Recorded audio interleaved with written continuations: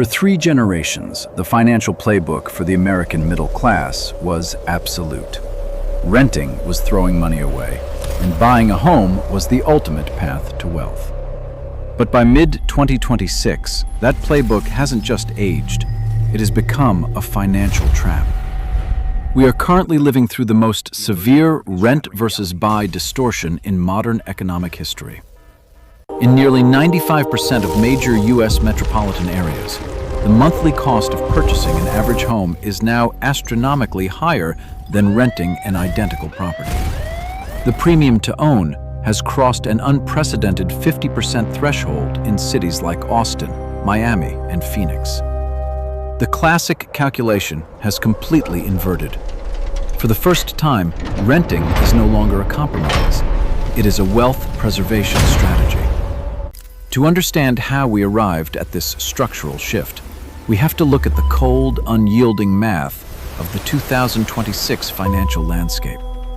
Decades of compounding home price appreciation have collided with persistent, elevated interest rates. When you layer on top of that a nationwide spike in property taxes and homeowners' insurance premiums, the true cost of homeownership becomes staggering. If you purchase a $500,000 home today with 20% down, your monthly payment isn't just principal and interest. You are hemorrhaging thousands of dollars every single month into unrecoverable sunk costs, mortgage interest, non-deductible taxes, maintenance fees, and insurance. This is what economists call phantom expenses.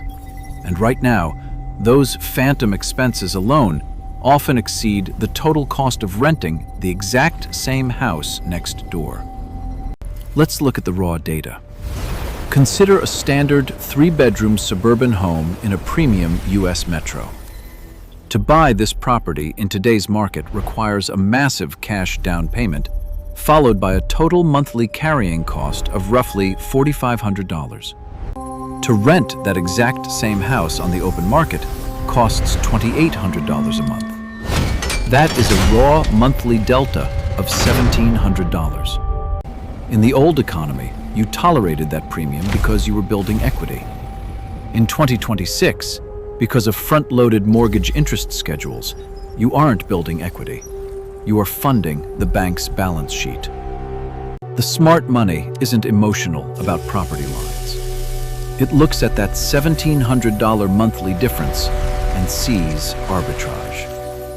This brings us to the core mechanism of the wealth flip.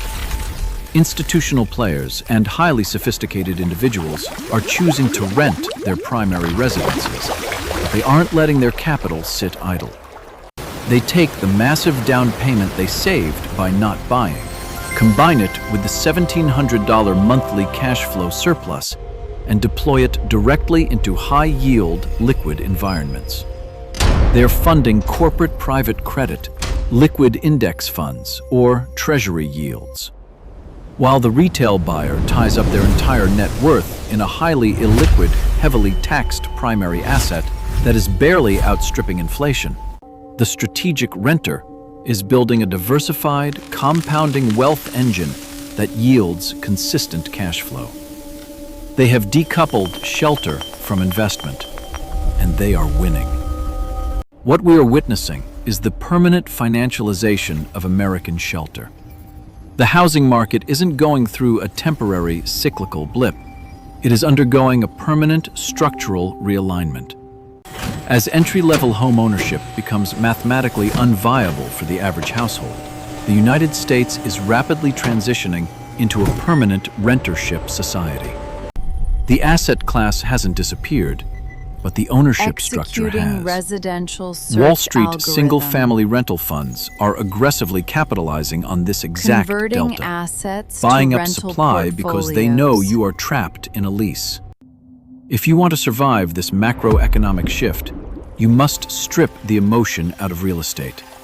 Liquidity is the ultimate leverage. The era of passive wealth through a primary mortgage is over.